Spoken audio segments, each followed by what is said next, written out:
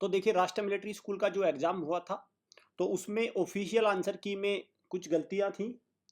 फिर क्या हुआ, उसका रिजल्ट आया बिना उसको करेक्ट किए, फिर दोबारा से उनको रिवाइज रिजल्ट आया और फिर हमने इसकी आरटीआई लगाई थी। आरटीआई में एक जवाब आया, फिर आरटीआई के बाद हमने फर्स्ट अपील की थी और फर्स्ट अपील का रिप्लाई भी आ गया।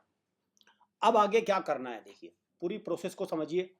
और चूंकि अभी 5 से 6 बच्चे तो हमारी एकेडमी से ही हैं और बाकी बहुत सारे बच्चे हैं जो अभी और जिनका नाम आना है, क्योंकि इन्होंने ऑफिशियल आंसर की में रेक्टिफिकेशन तो किया था लेकिन प्रॉपर नहीं किया था। इन्होंने एक क्वेश्चन तो ठीक कर दिया था, उस पर तो सबको आंसर दे दिया, लेकिन बाकी में इन्होंने नहीं दिए। तो उसमें हम आगे की बात करेंगे अभी। तो हो सकता है ये रिजल्ट थोड़ा डिले और चला जाए, बट जो सच है वो तो है ही भाई, आना चाहिए चीज़ें। और यूपी सैनिक स्कूल वाली भी प्रोसेस पूरी चली हुई है, उसमें भी ज़रूर अच्छे परिणाम आएंगे, क्योंकि हमारी टीम उस पर बराबर काम कर रही है। उनको तो सब कुछ दिखाना पड़ेगा। इन्होंने तो बहुत अच्छा किया है, बहुत सारी चीज़ें इन्होंने तो ट्रांसपेरेंट कर दी, और जो भी चीज़ें हुई हैं वो बाय मिस्टेक हुई हैं, एलडीसी मिस्टेक है वो भी ठीक हो जाएंगी। लेकिन वहाँ पे जानबूझकर मक्कारी हो रही है यूपी सैनिक स्कूल में। जो वहाँ के कर्नल सर हैं, प्रिंसिपल सर हैं, वो जानबूझ के धूर्तता कर रहे हैं। आप हमारे हॉस्टल बैच को ज्वाइन कर सकते हैं, इस नंबर पर कॉल करिए, प्रॉपर इन्फॉर्मेशन ले लीजिए। शानदार तैयारी हमारी एकेडमी आपको कराएगी। डिजिटल कोर्स के थ्रू भी तैयारी कर लीजिए। सबसे अच्छा ऑनलाइन जो सिस्टम है हमारी एकेडमी बच्चों को प्रोवाइड करती है लाइव क्लास के मामले में। चलिए तो देखिए, सबसे बात पहले समझिए हमने क्या किया था।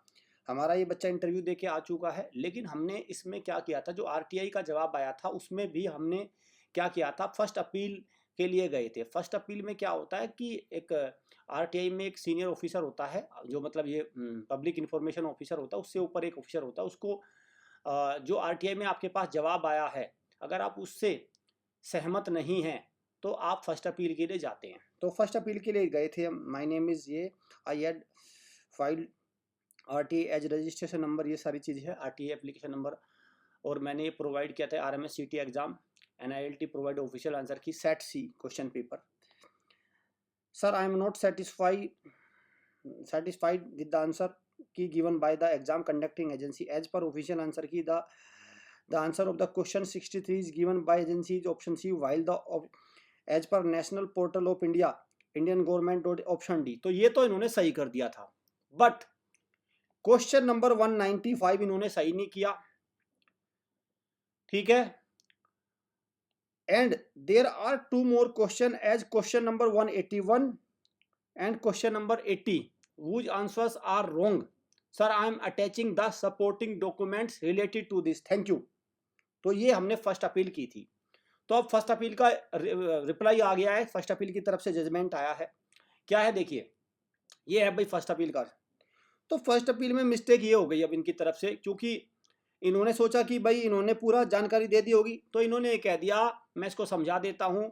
रिप्लाई ये आया कि हमने एनआईएलटी की वेबसाइट पर डाल दिया सब कुछ, वो हमने उसको ठीक कर दिया उस कमी को, ठीक है, लेकिन कमी पूरी ठीक नहीं हुई है। अब ये कह रहे हैं कि अगर आप इससे सहमत नहीं हो तो आप सेंट्रल इंफॉर्मेशन सीआईसी भवन दिल्ली चले जाइए। तो भाई यहाँ जाने की तैयारी में हम हैं, ठीक है भाई, क्योंकि पूरा करेक्शन नहीं हुआ है, उसकी अभी एप्लीकेशन वगैरह बन रही है। तो अब यहाँ जाएंगे, क्योंकि क्वेश्चन मैं आपको दिखाता हूँ।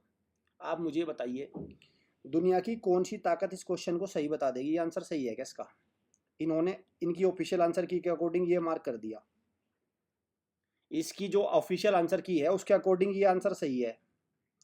बच्चा ये भी मार्क करके आया है, ठीक है। ये कैसे है आंसर? भाई ये लिखा है subtract -1470 from the difference of, ये 2 नंबर्स है, इनका जो डिफरेंस है इसमें से ये सबट्रैक्ट करना है। तो ये 2 नंबर का डिफरेंस देखता हूँ मैं कितना है, एक बार और सोल्व कर लेते हैं ना। 4796 और 2396, इनका डिफरेंस कर लिया, 2400 आया। क्लियर?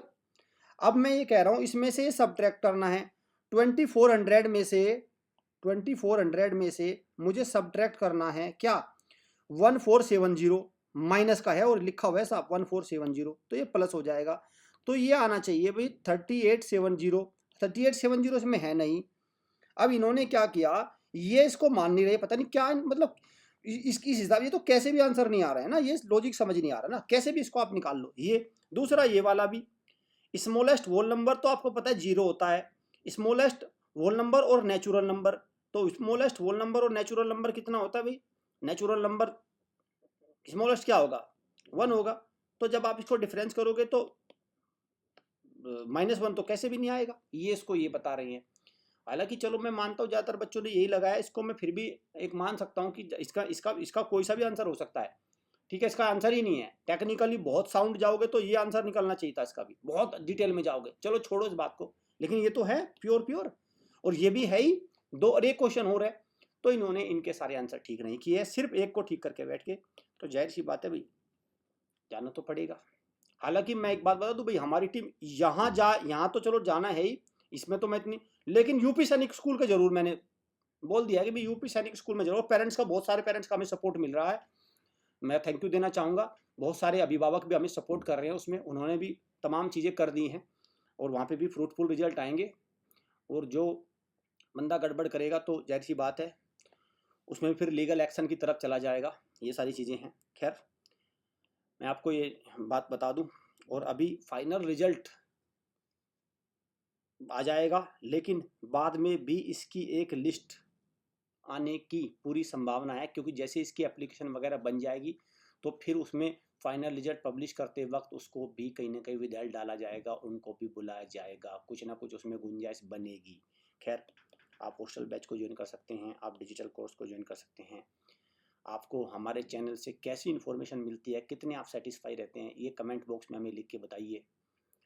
और हमारी टीम आपके लिए हमेशा बच्चों के बेहतर के लिए कंटेंट प्रोवाइड करती है यूट्यूब पर, और हमारी जो मेन टारगेट रहता है कि बच्चों को ज़्यादा से ज़्यादा इसका लाभ मिले, पेरेंट्स को खासकर अवेयरनेस मिले कि बच्चों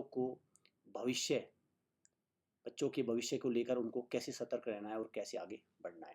थैंक यू फ्रेंड्स।